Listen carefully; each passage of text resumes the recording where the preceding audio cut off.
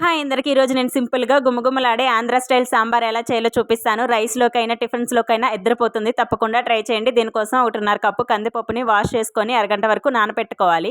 ఇప్పుడు ఒక కుక్కర్ తీసుకొని నానపెట్టుకున్న కందిపప్పు, కొంచెం పసుపు, ఆయిల్ వేసుకొని 3-4 విజిల్స్ పెట్టుకొని పప్పు గుత్తితో మెదుపుకోవాలి.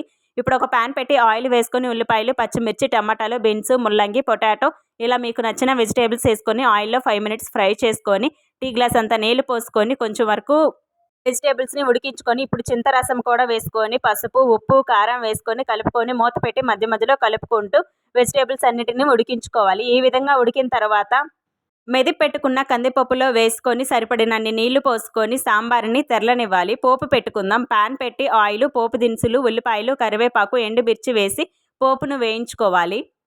పప్పు ఈ విధంగా తెరిలిన తర్వాత కొంచెం సాంబార్ పొడి, కొత్తిమీర, పోపు వేసుకొని కలుపుకొని సర్వ్ చేసేసుకోవటమే.